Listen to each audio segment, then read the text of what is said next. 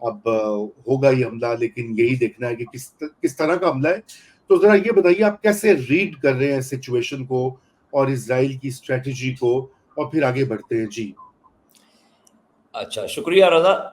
ایک تو میں عمومی بات کر دوں، اس کے بارے میں تحریر بھی کر چکا ہوں، غالباً آپ کے ساتھ گفتگو میں بھی یہ بات ہو چکی ہے کہ مشرق وسطیٰ کی یہ لڑائی جو ہے، جو اس کا یہ باب ہے، دس چیپٹر، کیونکہ مشرق وسطیٰ کی یہ لڑائی جو ہے وہ اسرائیل کی جو ناجائز ریاست ہے، یہ تو اس کے بننے سے شروع ہو چکی ہے. اور اگر ہم صہیونیت کو اس سے پیچھے لے جائیں اور جس طریقے سے جو استعماری طاقتیں تھیں مغرب کی، انہوں نے اس کا ساتھ دیا اور یہ ناجائز ریاست جو ہے وہ وجود میں آئی، تو یہ جنگ تو اس وقت سے شروع ہو چکی ہے. لیکن اس کا یہ جو باب ہے، جو 7 اکتوبر کو حماس اور فلسطینی جو اسلامک جہاد کے جو فائٹرز تھے، انہوں نے جو اسرائیل کے اوپر ایک فوجی حملہ کیا، اور اسرائیل سے میری مراد ہے کہ جو فلسطینی مقبوضہ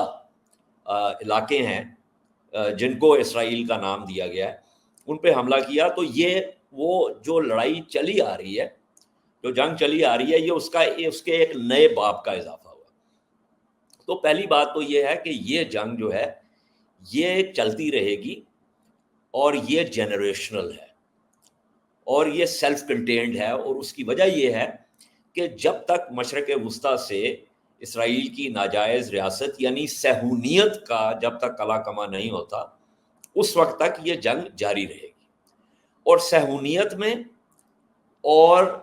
یہودی مذہب میں تفریق کرنا وہ بہت اہم ہے. اور اس کی یہ بھی وجہ ہے کہ ہم نے دیکھا ہے کہ مغرب میں خاص طور پر جو بہت سے کنشنشس جو ہیں وہ جوئش وائسز ہیں، جو کہ اور ان میں بہت عالم اور فاضل لوگ ہیں، ان میں طلباء بھی ہیں، ان میں ایکٹیوسٹ بھی ہیں، اور انہوں نے بھی اس بات کا بار بار اظہار کیا ہے کہ جوڈائزم کا اور زائنزم کا، یعنی یہودی مذہب کا اور صہیونیت کا آپس میں کوئی تعلق نہیں ہے. سو یہ اس بات کا اظہار کرنا میں بہت ضروری سمجھتا ہوں کہ جب یہ بات ہوتی ہے کہ صہیونیت کا کلا کما ہو، تو اس کا مطلب ہے اسرائیل کی ناجائز ریاست کا خاتمہ اور فلسطین کی آزادی، جس کے اندر جیسے پہلے یہودی بھی تھے، مسلمان بھی تھے، عیسائی بھی تھے، وہ ایک ریاست جو ہے اس کا قائم ہونا، جو کہ جمہوری طریقے سے اپنے تمام شہریوں کو جو ہے وہ صحیح طریقے سے ان کی زندگی کے جو بھی مقاصد ہیں، ان کے جو ڈگنیٹی ہے، ان کی جو رسپیکٹ ہے، وہ ساری چیزیں اپنی جگہ پہ رہیں. سو پہلی بات تو یہ ہوگی. اب آتے ہیں آپ کے سوال کی جو اسپیسیفکس ہیں اس کے اوپر. دیکھیے، یہ تو ایران کے حملے کے بعد یہ بات تو طے تھی کہ اسرائیل نے کوئی جوابی کارروائی کرنی ہے. So the issue was not if, the issue was when and to what extent,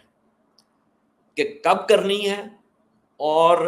کس قسم کی کارروائی کرنی ہے. کیا میکسیملسٹ کارروائی کرنی ہے، یعنی جو پہلے بات ہو رہی تھی کہ آپ نیوکلیئر فیسلٹیز کو ہٹ کریں، جو کہ بائی دا وے بین الاقوامی قانون کے تحت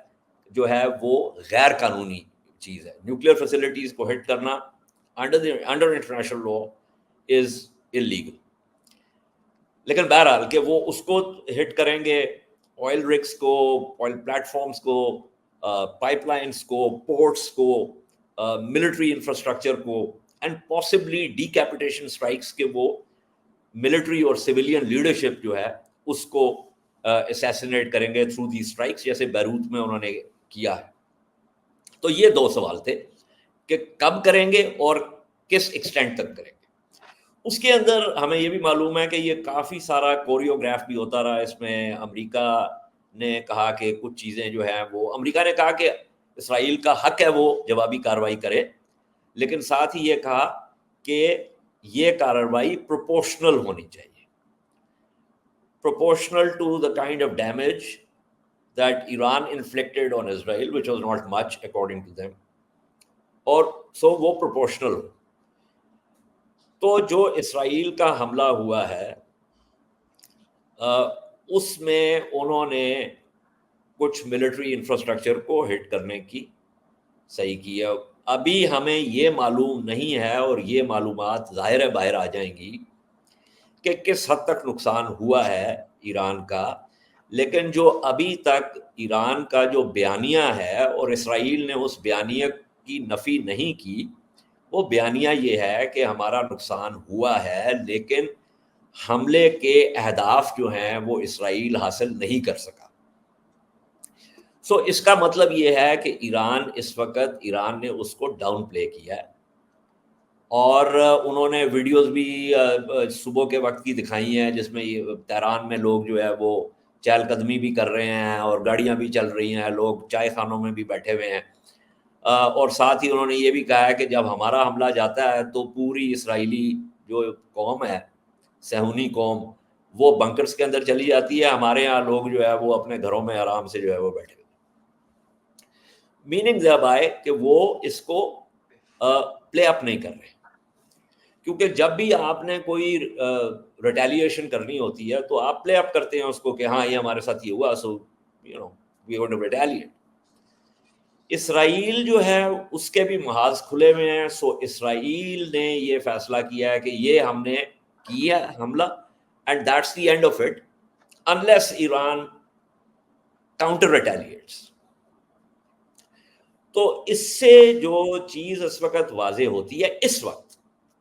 मैं फिर इस बात पर जोर दूंगा कि ये जंग जो शुरू हो चुकी है, इस जंग का जो बाब जिसका आगाज हुआ था अक्टूबर 7 को और ये अब अपने एक और बाब में चली गई है याह्या सिनवार की शहादत के बाद, तो ये जंग तो जारी रहेगी। अब उसके अंदर क्या पॉजेज आते हैं और वो अब किस समत में जाती है, तो वो लबनान में तो शुरू हो गई है, लेकिन लबनान में भी एक कैलिब्रेटेड है अभी तक। इसराइल भी कैलिब्रेटेड मूव्स कर रहा है, हिजबुल्लाह जो है वो भी कैलिब्रेटेड मूव्स कर रहा है। तो फौरी तौर पर तो मुझे नहीं नजर आता कि ईरान इस पे कोई जवाबी कार्रवाई करेगा, लेकिन ईरान के पास और ऑप्शंस हैं, उनके बारे में हम बात कर सकते हैं ड्यूरिंग दिस प्रोग्राम। जी हम चलते हैं, बिल्कुल आगे ईरान पे बढ़ते हैं, लेकिन मैं सबसे पहले तो इस चीज को भी जरा डिस्कस करना चाहता हूँ आपसे कि इसकी टाइमिंग भी बड़ी माने खेज है। अमेरिका में इलेक्शंस आपको पता है इस वक्त वो कैंपेन्स उरूज पर हैं, सारी तवज्जो अमेरिकी एडमिनिस्ट्रेशन की, सियासतदानों की उस पर लगी हुई हैं और स्टेक्स बहुत हाई हैं वहां भी। इस सूरत हाल में इसराइल ने इस मौके का फायदा उठाना, पहले उन्होंने शायद कहा भी था या यही एंटिसिपेट किया जा रहा था, ये आपके ख्याल से कितना मानी खेज है या कितनी इसकी सिग्निफिकेंस है, और ये कितने अमेरिका की बैकिंग के बगैर तो ये हमले नहीं हो सकते, तो अमेरिका इसमें क्या रोल अदा कर सकता है, क्योंकि इसकी जो एस्केलेशन है वो अमेरिका के लिए भी एक खतरा होगा गोइंग फॉरवर्ड। जी ये बहुत ही अच्छा सवाल है रजा। पहली बात तो ये है कि जो अमेरिकन सेंटकॉम के जो एसेट्स हैं जो कि मशरक़ वस्ता के लिए हैं,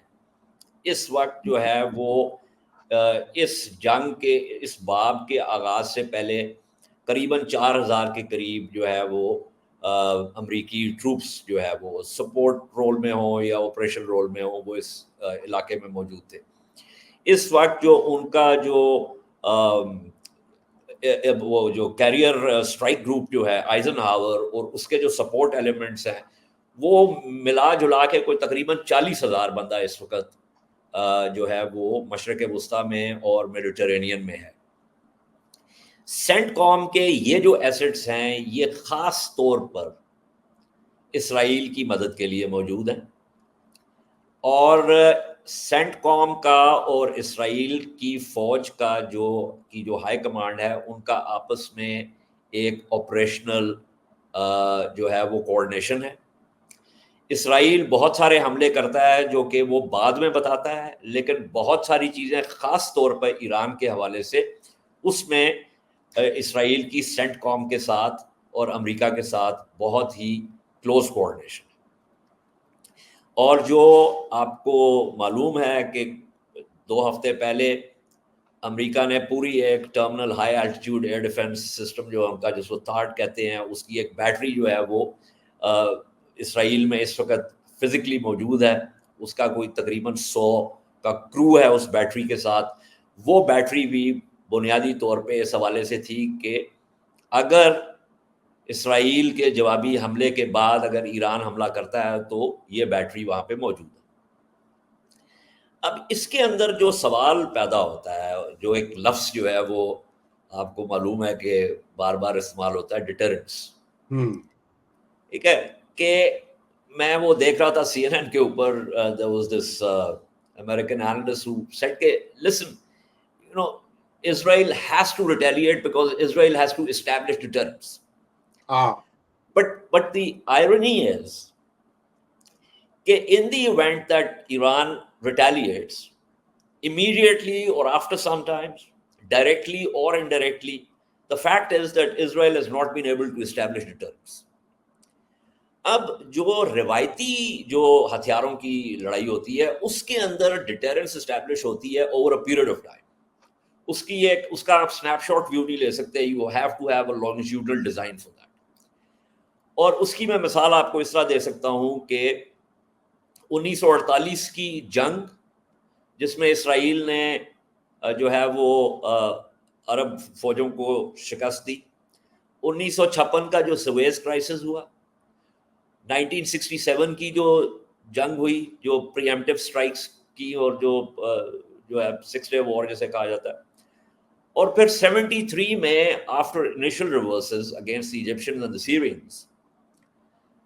the relative reversal of that. تو اسرائیل نے فوجی طور پر over a period of time ایک ڈیٹرنس اسٹیبلش کی ہے اگینسٹ ایجپٹ. جارڈن کے ساتھ جو ہے وہ 94 میں وہ ٹریٹی جو ہے وہ ہو گئی. Against Syria. One of the reasons these countries are not getting into this is because they have been deterred. Iran کا معاملہ اس سے فرق ہے، لیکن وہاں پہ دلچسپ بات یہ ہے کہ وہاں پہ اس وقت ایران اور اسرائیل کے درمیان ہو رہا ہے جسے آپ کہتے ہیں ایسکلیشن مینجمنٹ. سو ایسکلیشن مینجمنٹ میں ضروری یہ ہوتا ہے کہ آپ کی ایک انڈرسٹینڈنگ ہو کہ آپ نے کس حد تک جانا ہے in order to establish your will and resolve, but at the same time you have respect for your adversary because you know that if you go beyond this point then the adversary will be forced to retaliate. So that understanding then leads to escalation management. اب اس کے اندر ایران کے حوالے سے جو اسرائیل کی جو escalation management ہے اس کا ایک گہرا تعلق امریکہ کے ساتھ بھی ہے. اور یہ صرف اس حوالے سے نہیں ہے کہ امریکہ کے الیکشن ہو رہے ہیں، وہ ایک بہت اہم عنصر ہے، شک نہیں ہے، لیکن امریکہ شروع سے، اب مجھے یہ نہیں پتا کہ ٹرمپ صاحب آ جائیں تو کچھ، کیونکہ دیکھیں ٹرمپ صاحب کے حوالے سے آپ معروضی تجزیہ نہیں کر سکتے.